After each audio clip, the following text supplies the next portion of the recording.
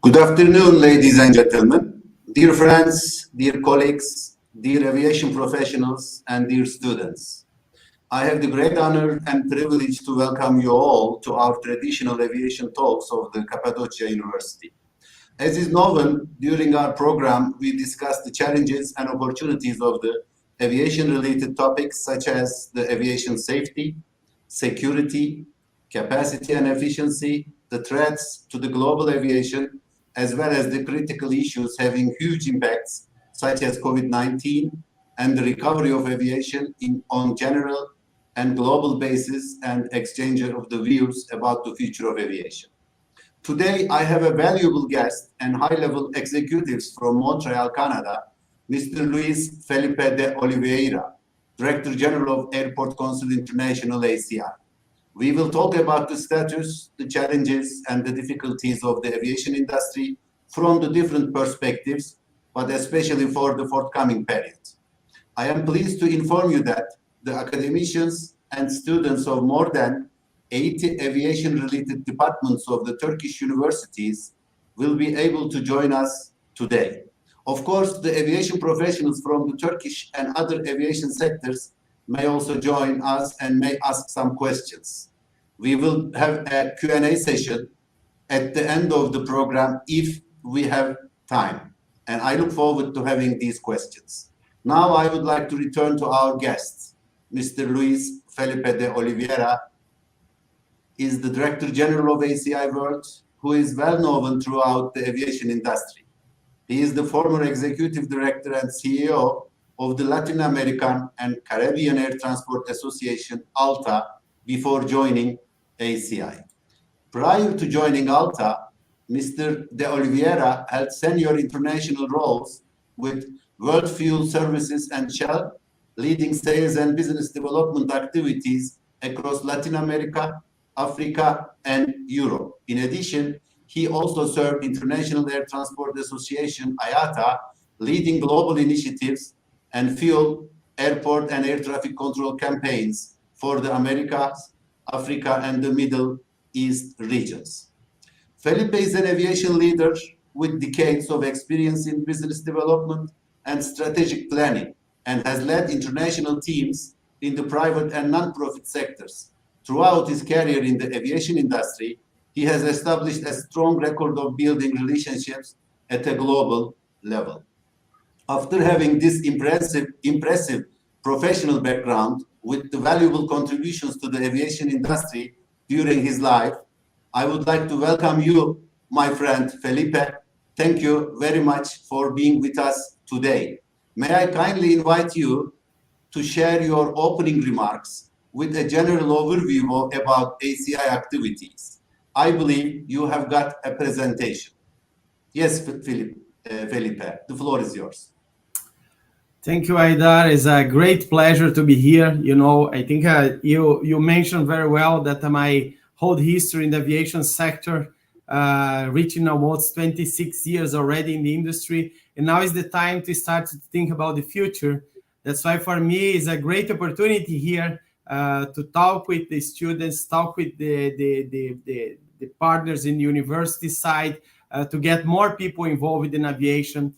It's a fantastic world, and it's a fantastic opportunities for all of you and all of us to have you on board in the aviation sector. Aviation will double the size in the next 20 years. and we need professionals like you guys to join us in the future and to help this grow. I will have, Adar, if you allow me, I will have a presentation that I will try to cover in around 20 to 25 minutes to have more time, of course, at the end for us to have a good discussion and answer some questions about the aviation. Basically, the next slide, please. I would like to work in the agenda. That's why I would like to set up a runway for our future discussion here. And the first one will be an introduction about the ACI world. That's what we do, what we are as an organization, what kind of aspects of the industry we cover. We have, of course, the state of the industry and the economic impact and the path of the recovery as well. That is very important. As we all know, we faced the worst aviation crisis in the history, and we still in the recovery plan. And of course, the key airport priorities for the future. The next slide, please. First of all, I would like to start with the Aci Mission. We are an Airport Council International World. That's why we represent the interests of the airports in the world to advance the collective interests and they act as the voice of their world airports and the communities they serve. And of course, promote the professional excellence in the airport management and operations as well. That's why we are an organization that supports the development interests. And how we do that? We do that as a global organization that we are based in Montreal, and we are also represented by 5 different and independent regions. ACI North America in Washington, ACI Latin America and Caribbean in Panama, ACI Europe in Brussels, ACI Africa in Casablanca, and ACI Asia Pacific Middle East in Hong Kong. Basically, we are a different organization that we have the regional representation that covers the aspects of advocacy and government engagement in the regions. And we have the global organization as an ACI world to cover the global aspects of the industries linked with ICAO, linked with the other international organizations like IATA, WTTC, and others. We have the beauty to have the local representation covering the regional aspects, and also these organizations, 5 organizations together, representing and supporting what ACI World is doing in the global basis and supporting the global aspects of the airport industry. The next slide, please. That is our representation around the world. We have around 2,000 members, globally speaking, in 185 countries. That's why basically these members are divided sometimes in airport groups, and that means we have more than one airport that is managed by one operator. And that is impressive number, represents 96% of the global passenger traffic. And that is great because we are the only association of aviation in the world that's covered such a big amount of passenger traffic in different parts of the world. In the different parts of the world, we have around 32% of the passengers are in Asia Pacific and Middle East. We have a 27% in Europe, 10% in Africa, and 20% in North America. And basically, we are the association that also represents the world business partners, and we have around 700 business partners that work together to bring the airport industry in the better future, and we always engage with the whole industry. The next slide, please. We are also an organization that brings together the interests of our regions. That's why basically what we need to do in different parts of the world. Different parts of the world have a different developments in aviation sector, and you need to be able to work together to find the best way or the best approach in the different parts of the world. We also were in Montreal because we are work very close with ICAO, the International Civil Aviation Organization, the most important international body in the aviation sector. And being here in Montreal allowed us to work very close with them and find the good solutions for the air transport sector that will be implemented in different parts of the world.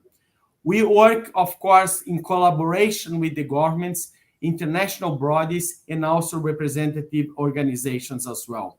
We provide best-in-class training and services to improve the airport capabilities and enhance their services.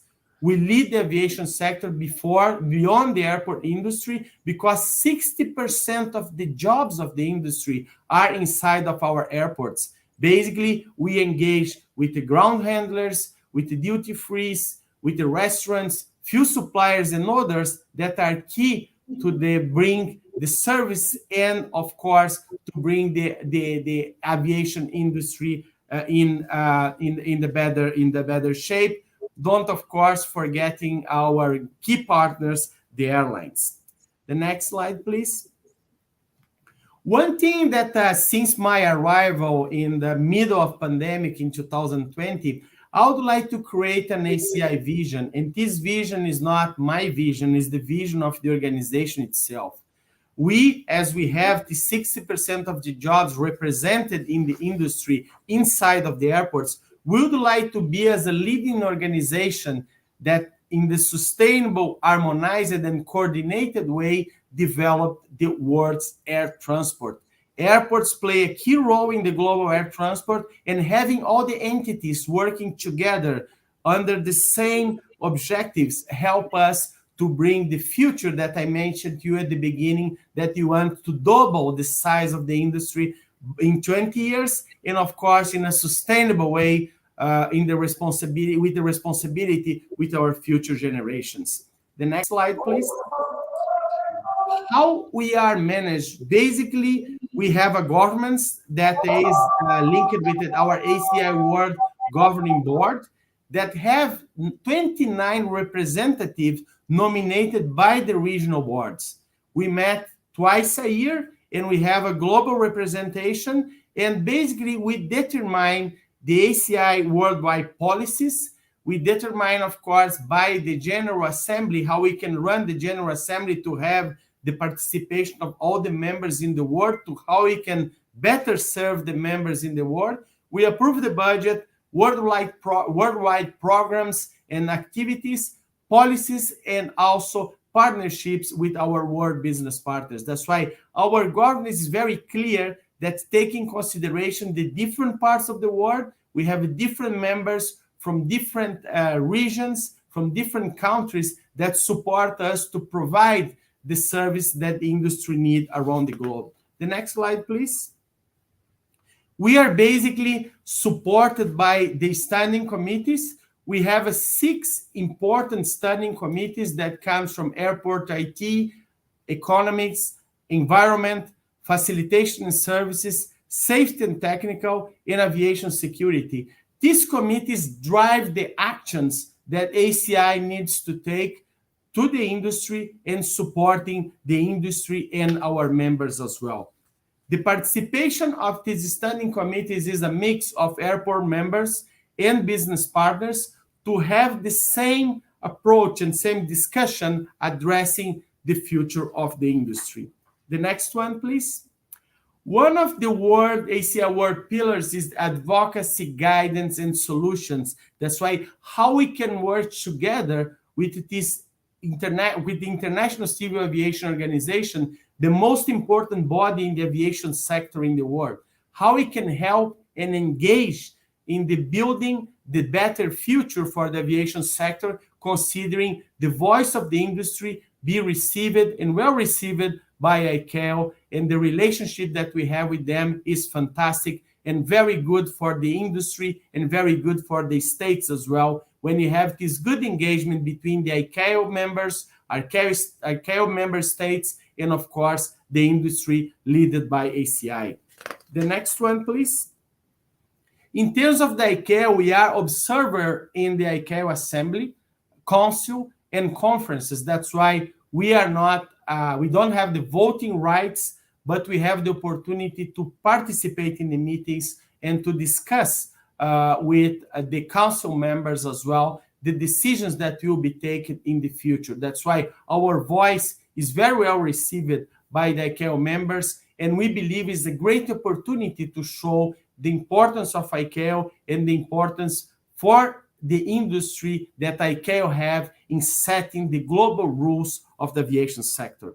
We are also an Observers in Air Navigation Commission, the ANC, and we are also observing in many different committees, the Environmental Committee, the CAEP, the panels like Havacılık, Economics, Aerodrome Design, Operations, and others that are very important to be defined as a future of the industry. Most recently, we worked very close during the pandemic with the CAPSCA and with the CART, helping as an industry to set in the rules to cope with this huge pandemic that affect us during the last 2 years. And we attend and support many formal and informal events, symposiums, and the ICAO Council as well, in terms of the way that we support the industry and connect with the International Civil Aviation Organization. The next slide, please. The next one. We also are the organization that provides a lot of guidance for the industry. With our APEX program, we help with the pairs approach. That's why airports that already have some good development in certain areas can support the airports that needs to have a certain development in other areas. They can work together, and with the pair approach, the airports that are more developed help the airports that need some support and how they can reach a better and improvement in the areas like safety, security, and environmental. In the ACI world and ICAO work in cooperation with the APEX, and since 2012, more than 100 airports around the world were covered by these aspects of the safety and aspects of security as well. Providing that we have a great success in airport in APEX in safety, we implemented in 2017 the APEX in security, and we run the similar approach with around 30 reviews already being done, and with more to come. And of course, the APEX in environment that was created at the end of 2018, that we have a few pilots that we run in 2019, and unfortunately, because of the pandemic, we'll probably restarted that in the near future. The next slide, please. One of the main aspects of the industry, the future of the industry, sustainability. I would like to mention that is our right to continue to fly. And working sustainability means not only working the environmental aspects of the industry, how we can have a green airport to cope with the climate change, but also to work in the economic and social benefits of the industry. As I mentioned before, 60% of the jobs of the industry are linked with the airport operations. Basically, a lot of families, a lot of development that are around the airport areas are the social and economic engagement that we must have. And basically, having that approach is something that is very important for us in the future to work in how we can provide a clear view about the socio-economic aspects that the airports brings to the communities we serve. And in addition, of course, there is no airport without an airline. There is no airline without an airport. And there is no ecosystem without the whole number of players that work in the aviation sector. As I mentioned, from ground handlers, from the immigration, from the security, from the restaurants, from the duty-frees, we are all in the same community, and you need to work together because that is the social and economic development that you bring. I just came from a conference with the WTTC in tourism, and tourism sector, together with the aviation sector, represents 10% of the global gross GDP. And that, of course, makes a lot of difference for countries when these numbers goes even up to 15, 20, or 30%. That's why what aviation brings to these countries in terms of sustainability, in terms of the social economic development, are very important, and we are here to address that as well. The next slide, please. We, as an airport, we are working a long time with the sustainability aspects of the industry. We have a program that called Airport Carbon Accreditation that is already working for more than 10 years. And from these 2,000 members around the world, we already covered 393 accredited airports, in 78 countries in different parts of the world. Basically, 50% of the global passengers are welcomed by accredited airports that already have an involvement and already have a commitment with the carbon footprint that airports can provide. That's why basically it's a program that is very successful, and we didn't start because of the pressure of the sustainability that is now more evident than ever. We are starting that because we believe it's the right way to do, is the right approach that we need to do. And as the airports, we are collaborating with the green future for the generations that will follow us. Next one, please. We also have a good approach in digital transformation. I think the pandemic brings to us that the process at the airports need to be automatized as much as we can, and we need to work in projects that we have a seamless travel from the passenger inside of the airport. Passenger, of course, after security or safety and security is our most important part of the business, because if you have a safe environment, the passenger will come, and you need to find a ways that this passenger will cross the airports in the best way as possible. That's why we are working in projects like cybersecurity, smart security, artificial intelligence, biometrics, and others that help us to have this approach that will benefit the life of the passengers and secure the governments and government entities that we have the right approach in terms to protect the countries by issues that could come with unexpected or not visitors, or approach that is not positive for the industry as well. The next one, please. One of the most important jobs that we do, we produce a lot of material, and we can have access for part of this material in our website. Part of this material is used by our members only, but we have a handbooks that comes from the Airport World Traffic Report that I mentioned covers more than 96% of the global traffic, because in this document we have more than our members. We have 2,500 airports that are covered on that. And we have handbooks that come from cybersecurity, environmental, human traffic, disabilities, the passenger with disabilities, and others, and policy briefs that also support the position of the industry. We have dozens of this material available in our website. You can contact and you can see the important ones that you may be useful for you guys on your studies or in your day-to-day activities. Next one, please. We are also working with solutions, and basically the next one, we have there a lot of economic data. As I mentioned to you before, we have 2,000 airports members, but you have 2,500 airports that we reach in covering the number of the passengers and certain activities that we do. That will go beyond our membership, and we reach 183 countries worldwide, covering around 98% of the global passenger traffic. And this year, we are happy that we launched the ACI iHub.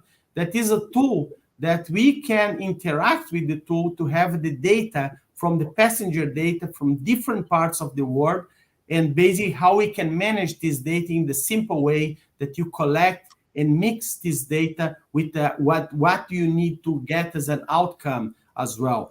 The iHub was launched. Basically, is an important tool for our airport members, but is also used by industry partners, by universities and others as well. And that is part of this ICI iHub that is for free, and part of them is also a product that we sell as a solution we sell to the society. This data help our airports to make good strategic planning and decisions for the future based on real data, and of course, align as well with the needs of the strategic partners to provide services for our members and also to studies for the universities as well. The next one, please.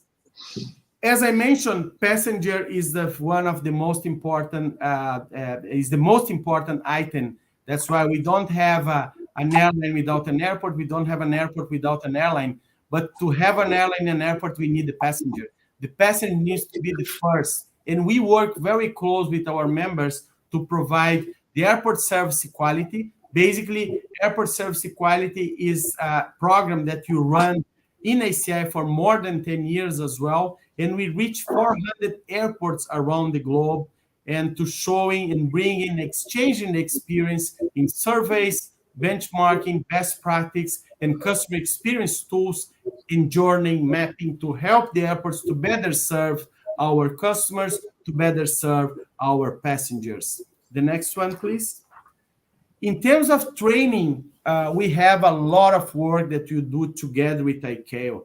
Basically, we believe that safety and security are one of the most important aspects to bring the importance of the industry, and we work very close to have trainings that support the leadership of the industry, like the AMPAP, the Airport Managing Professional Accreditation Program, to provide the future leaders of the industry a guidance in terms of what they need to follow to be an airport management professional in the future. And we nearly launched the Airport Safety Professional, the ESP program, also together with ICAO, to have the safety professional view inside of the organizations to provide the safety and good framework for our airports to grow. There is a lot of other initiatives that work together with ICAO in courses, like user charges, IROB certification, implementation of the ANEX 14 and others.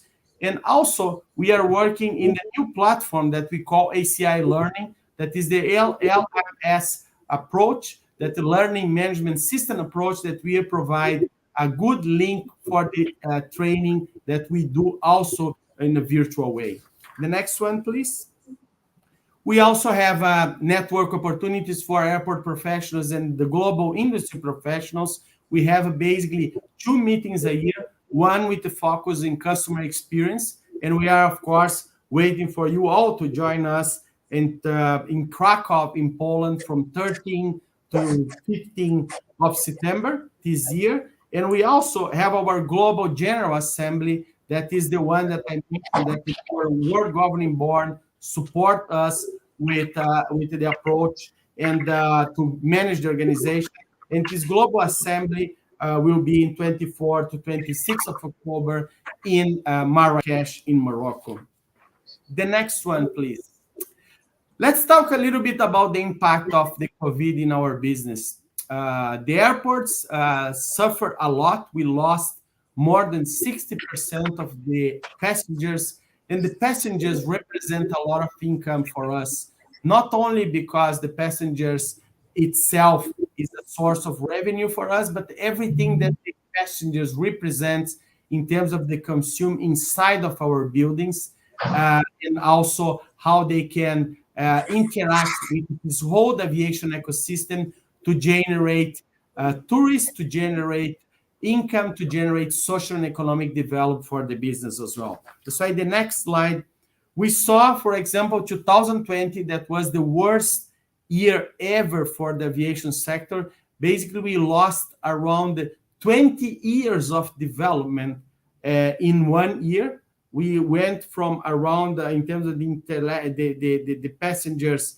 around we lost around 76% of these passengers in 1 year. And in domestic passengers, that is a little bit different. We lost around 50% of the passengers in the year of 2020.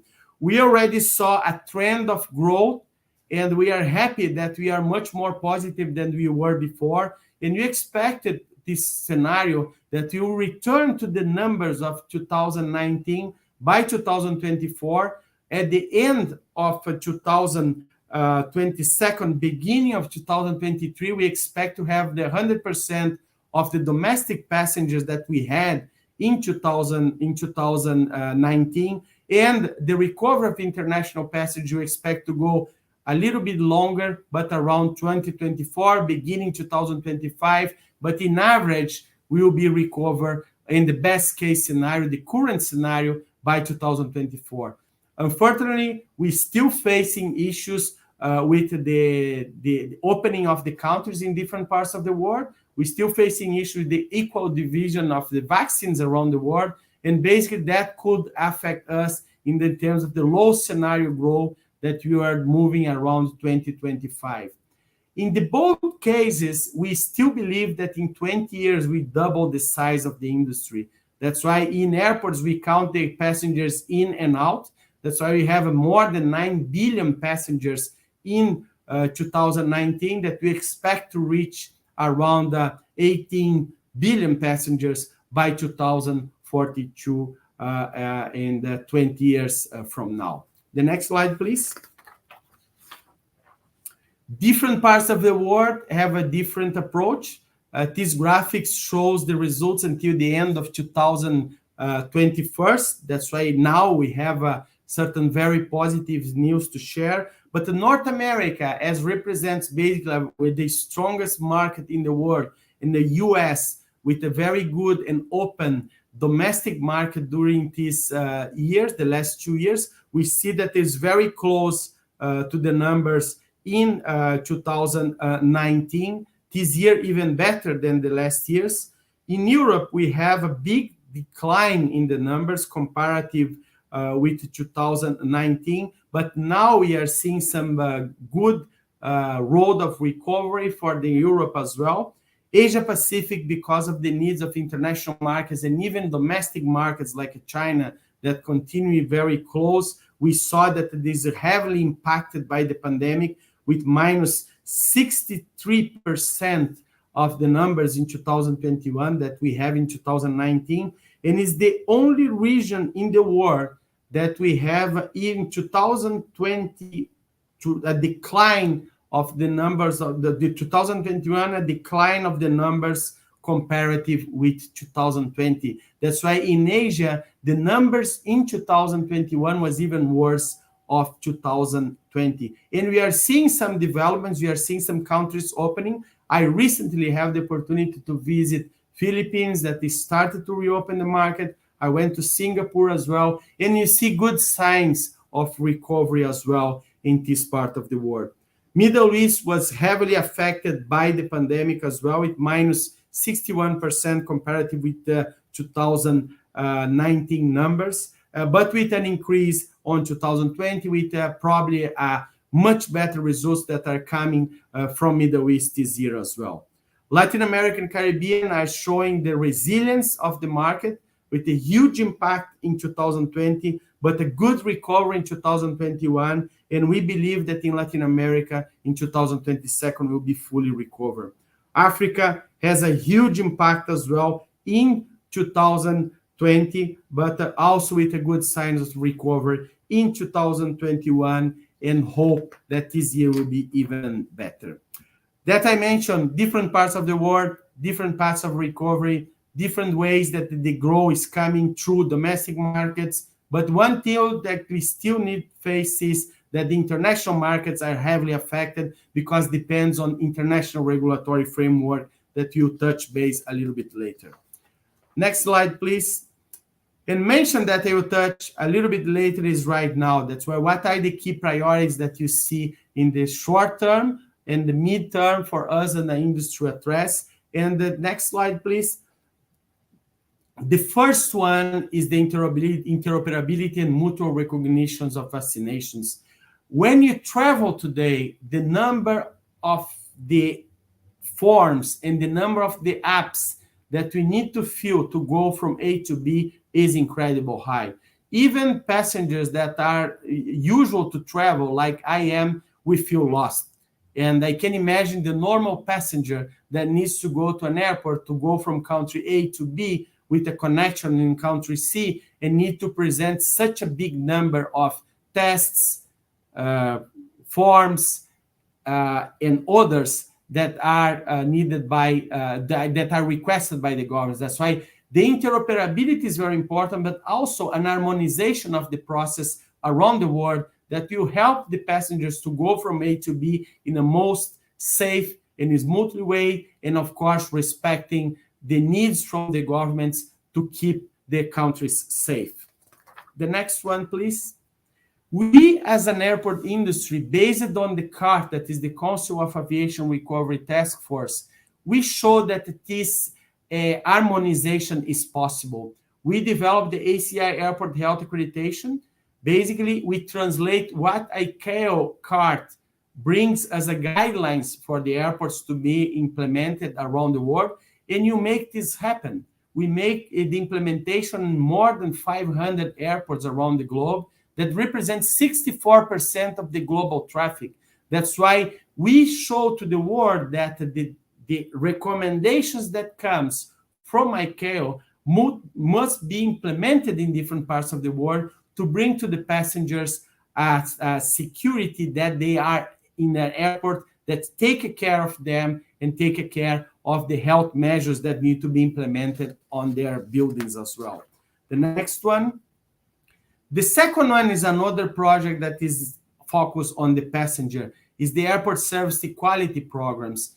Basically, we include some measures that are linked with the health and hygiene measures at the airports in this program that is already have 10 years, enhancing the program to the future of the industry that needs to be more responsible with the health and hygiene measures that the airports must take to continue to grow. And basically, this airport service equality program reached as well 400 airports in different parts of the world and is a good benchmarking tool to be used by our members to improve the services that we provide to our guests. The next one, please. The other ones, I think the crisis show us very clear that the current airport charges framework that is based on regulatory framework and the linked with the number of the passengers is not working. In the good times, when the passengers goes up, usually charges goes down. But in the bad times, when the charges needs to go up because you don't have the passengers, we need to cope with the needs of the airlines and the industries that you cannot increase these charges as we needed to cope with our needs in terms of the infrastructure development and keep our airports safe and continue as well to build the airports that we need for the future generations. In that way, we need to rethink the airport charges approach. That must be a way that we can, airports and airlines, work together to have a framework that allowed us to save during the good times, to be used during to save during the good times, to be used these resources in the bad times, creating a kind of equal approach in terms of how we can serve the passengers in the best way, and of course doesn't have these increases when the industry most needed a kind of a stable in this approach as well. In other views, airport charges represent less than 5% of the total cost of a ticket, and for the cost of the related airlines, even lower, less than 2%. That's why basically it's not something that will not provide the recovery of the industry, but in certain ways need to be rethinked to help us to continue the future investments in the airports and continue the future investments to bring the sustainable airports as well in the future. And that is very important for all of us. The next slide, please. Airport slots. We need to think about this 80-20 rule that is running the business for many, many years. I think in the first time we saw airports, airlines, and coordinators working very close together to try to bring solutions on the airport slots that are different in different parts of the world. What is needed in Europe is different than needed in Asia. For the moment, is different what you need in North America. And basically, we need to have a flexible approach that will help us to recover, help us to continue the competitiveness among the airlines, to bring at the end a better result for the passengers at the end. That's why the airport slots also is something that we need to rethink the approach to support the future of the industry. And the last one, but not least, is the next slide. We are the first organization in the world that were able to announce in June last year, basically in the middle of the pandemic, that we have a net zero carbon emissions global by 2050. That's why we are looking for that, and we have a global engagement and global support from our members that you're going further the net zero carbon emissions by 2050. And I'm happy to lead an organization that was the first one to announce that last year. And we have a clear roadmaps that how we can make that happen. We are seeing that in Europe that are much more advanced than different parts of the world, with airports already reaching net zero carbon emissions by now, and with targets to reach the carbon emissions by 2030. That on average, we'll reach that in 2050. And the next slide is the importance to work together. We are stronger together. The industry is an system that needs to work together and needs to deliver together for the benefit of the passengers, the social and economic development of the communities we serve. That's why regulators, governments, associations, airlines, airports, global organizations need to work together to provide this approach for the future.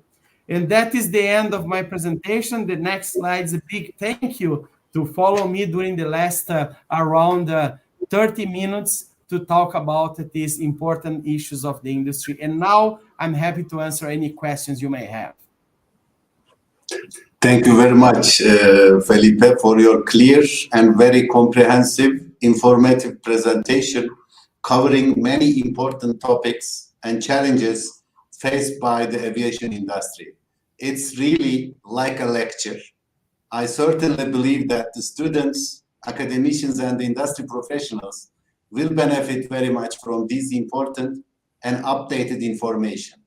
I do not want to summarize to use all the main topics of your presentations in order to use the time in an efficient manner. I fully support your conclusion as aviation industry is much stronger together. I also believe that working together with the air transport sector, with airlines, airports, ANSPs, the governments, and the health experts are critically essential and at most important to get the world flying again. Yes, Felipe. The first question is, what are the main difficulties or challenges of the global aviation? You have mentioned many things about your activities, the current structure or current issues. But what are the main difficulties or challenges of the global aviation? And what are the role of ACI with respect to these challenges? You mentioned the contributions of ACI to ICAO, but how are ACI's relation with ACI regional bodies? As you mentioned, 5 regional bodies available around the world, as well as the main industry players, especially IATA and CANSO. Very briefly, please. Well, it's very difficult to very briefly in such a long aspects of the industry. But the important topic that I like to mention to focus is that we are the safest transport mode in the world.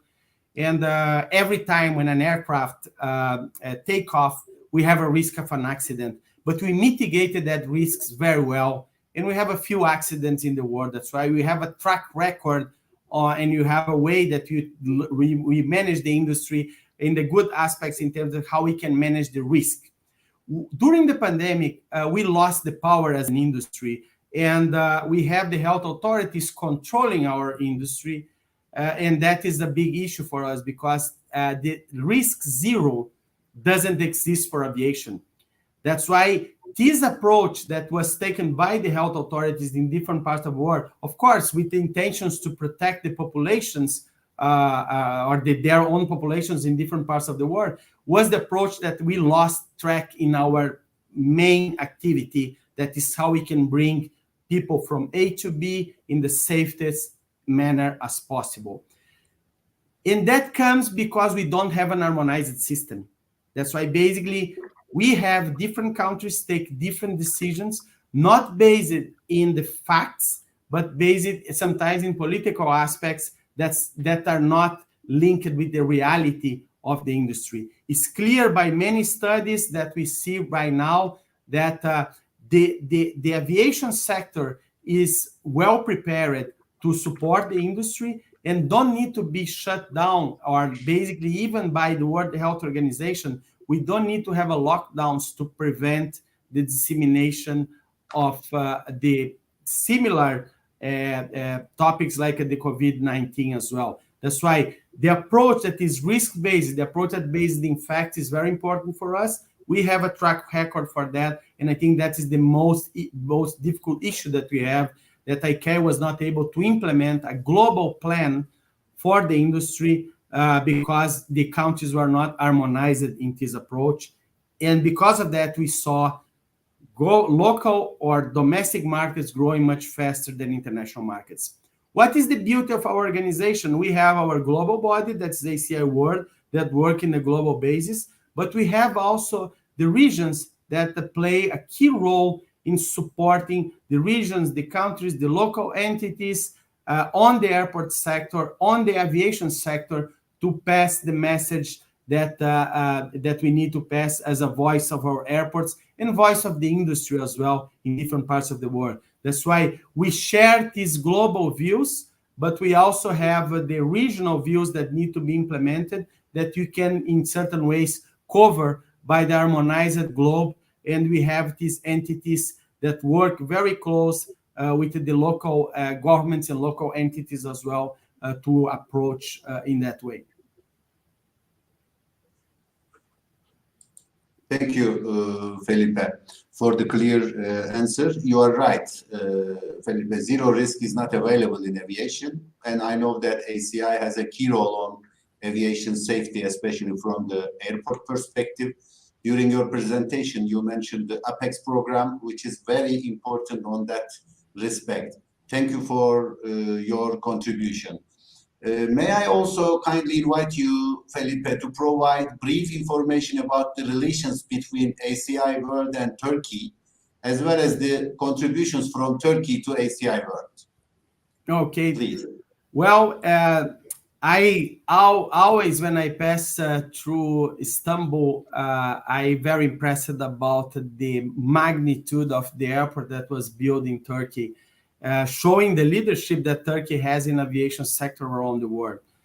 Going to the airlines, seeing airlines like a Turkish Airways reaching more destinations than any other airline in the world, and with the strong airlines as well, like a Pegasus and others that are key for the development of the industry, and also airports that are contributing to the tourism. I saw, for example, that one airport in Turkey is reaching one of the most movement airports in the world, considering the tourists that are bringing to the south region of Turkey as well. That's why it's very good to see this development in Turkey. We as an ACI, we would like to please to work very close with the Turkish airports that are our members, and also with the industry itself. We are very close with IGA Airport in Istanbul, with the CEO of IGA being part of our board in ACI Europe. And in the next June, we'll be also part of the board of ACI World, helping us to bring this connectivity between the Turkish and the world that is very well addressed by the industry itself. And the second, we need to invest in the future generations that will work in the aviation sector. That's why we have, together with the IGA Airport, creating and developing a training center in Istanbul that will help to train not only the resources for the aviation sector in Turkey itself, but also for the whole region. That's why the plan that we have with Turkey is big, is important, and Turkey is more and more playing a key role in the international aviation market, and more we will be like to be close with Turkey on that way. So this is a good news for the Turkish industry, and it will enhance the current relations between ACI World and Turkish airports. Thank you for that. And also, I would like to move to COVID. I have several questions, but also I need to skip most of the parts since you have already mentioned the impact of the COVID-19 crisis faced by the industry were extremely significant and still has an effect. You have briefly summarized the impact of COVID, so The connectivity is important not only for airlines, but also for airports and about the tens of millions of people whose jobs have been lost or are at risk from the pandemic additionally. And it is about the global connectivity being crippled by the most devastating pandemic in living memory. Although there is a progress, the difficulty is still, unfortunately, continuing at least for a few more months or years. You expect the recovery in 2024 or 2025. I would like to ask a few questions about this pandemic, but maybe one question: what are the impacts of COVID-19 to the facilitation issues at the airport? And also, how strong the lights seen at the end of the tunnel, Felipe? Well, that's a great question. I briefly mentioned the needs to have a seamless travel, and the technology will help us a lot to have this approach that you need to reduce the contact, the human contact during the checkpoints at the airport as well, and that will help us to recover in certain way fast, to have the confidence of the passengers to go back to travel and go back to the airport. We have surveys that shows that there is a lot of intention from the passengers to come back to travel. And I think if we are able to provide a seamless and safe and secure travel approach for the passengers, we will be able to recover in certain ways faster. As I mentioned, I started to travel again, and I'm happy to see developments in different parts of the world. Talking with the airlines, CEOs from different airlines in different parts of the world, big airlines, small airlines, medium airlines, regional airlines, and they are much more positive than we are at the airport side, and they believe that this recovery will come even short, in the short period of time rather than the long as we expected. And that is great because they have the pulse on the passenger side, and we are seeing more and more flights starting to be full again. We see more and more governments continue to reduce the restrictions to travel. And that, I think, will be a key element to show that the future is bright for the industry itself. That's why technology and the right decisions from the governments are key to continue that. And of course, we need to continue to evolve and apply the necessary measures that need to be done in the airports to keep the airport transport safe. And also the airlines need to continue to work and keep, of course, the airlines safe in the way that you are not considered a risk for the governments and risk for the passengers as well when the passengers are traveling. In certain way, again, we need to work together. In certain way, we need to have an approach that is pro-passenger, linked with the needs from the government based on facts. That's why the harmonization will be key for the future, and we truly believe that this recovery will come with a safe environment for the passengers to be even use the lessons learned from the past, that's why from the pandemic to future pandemics that I hope don't come so often and so strong as we had in the COVID-19, but it's normal that other crises will come in the future, and you need to be prepared for that. And if you do a link with the security, this year we had the 20 years celebration of the attacks of the September 11 in the Twin Towers in US. And we still the measures that were taking place 20 years ago applying to the security aspects of the industry. We cannot have the same with the health measures. We need to use the measures that needs to be used, but we need to evolve with the process because that will continue to bring the certainty for the passengers that they are feeling safe, but also to reduce the difficulties that we have to travel. I was able to take my first flight, international flight, without a mask after 2 years. Was from Narita in Japan to New York. And to be honest, I didn't know how to fly without a mask anymore. But basically, this is how we evolve in the process, how we are going to the new reality that is the world that we have people vaccinated, we have medicines, and we have things in place that help to not spread the virus as was at the beginning. Thank you, Felipe. So the light is getting stronger. Exactly. That is Okay, so we are evolving. We are going to the right direction. Okay. Now I would like to move to another challenging issue, Ukrainian war. What do you think, Felipe, about the impact of the war that has been going on for more than 2 months on the global aviation industry and the world of ACI? There are ACI member airports both in Ukraine and Russia. What will be your comments on that?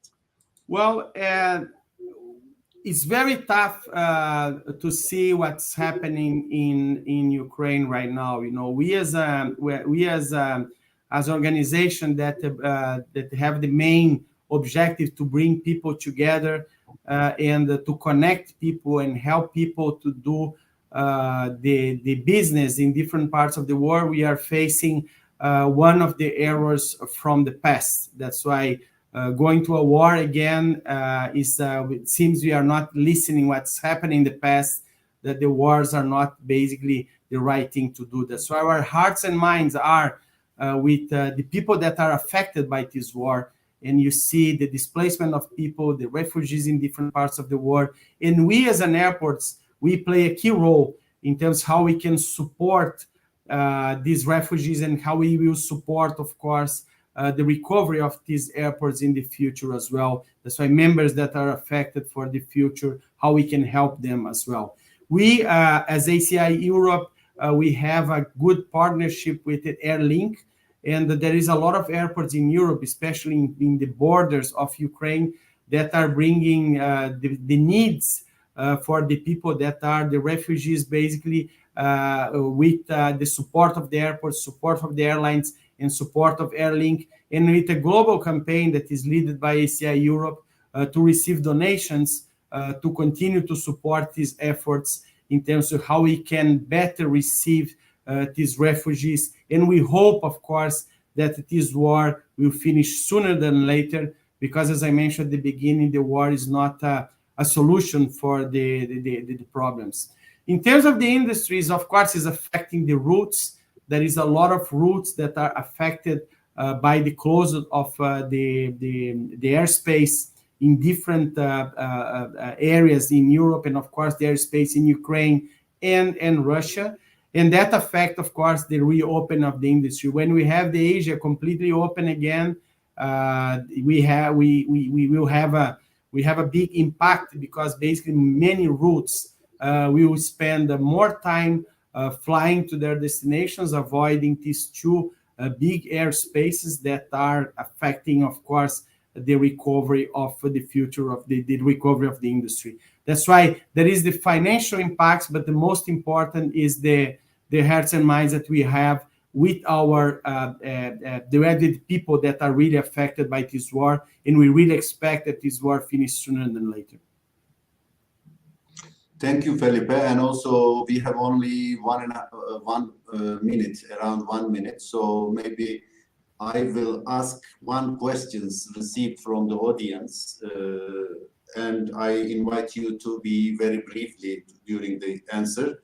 Will problems such as future pandemic or economic problems affect your zero carbon target in 2050? Well, always is an issue, but we are very well committed with that. You know, I think there is no way back on this target. That's why we need to work continuously on that. And continuous on that means we need to find ways that we use the green finance. That's why we can adapt the airports that will be ESG responsible, ESG accomplish the ESG standards of the industry, to help the future green investment in this infrastructure for the future. That's why basically we are a resiliency industry. We already passed for many different crises in the history, and we always be able to come back and able to start to grow again. That's why the way to continue to grow is be sustainable, is be responsible with the future. That's right. There is no way back. We always will find a way that how we can reach these targets in the future. Thank you very much, Felipe. In fact, we are behind the schedule. Therefore, I am not able to accommodate to any questions, so I have skipped many of the questions which I prepared, but hopefully on the next time. And ladies and gentlemen, having said all these, we come to the end. We have had a very fruitful and beneficial discussions with the Director General of ACI World, who is a very good friend of mine, and I believe that this program has provided brief, clear and beneficial information about ACI activities, as well as the challenges and opportunities of the regional and global aviation from the airport perspective. I would like to thank you very much, Luis Felipe De Oliveira, Director General of ACI World, for your time, dedications and valuable contributions to this aviation talks. I would also like to thank to the management of the Cappadocia University for valuable support and giving me this opportunity, and the technical staff having contributions to organize this program. I have appreciated their vision and taking responsibilities to give clear guidance to their students as well as the academic personnel. Big thanks to the audience and observers. As far as I have been told, there are more than 2,000 individuals currently being with us today, which is really a great number. Fantastic, very impressive. All, and I look forward to being together with you during another event. Thank you very much. So thank you again, Felipe. Thank you. Looking forward to seeing you next time in somewhere else. Thank you. Thank you very much. I hope next time you'll be able to do face-to-face this interaction. And I'm looking forward to being in Turkey again, and I will be there at the end of June. Very happy to join. I look forward to seeing you in Istanbul. Thank you very much. Fantastic. Thank you very much as well. Have a nice day, Felipe. Bye-bye. Thank you. Bye. Thank you.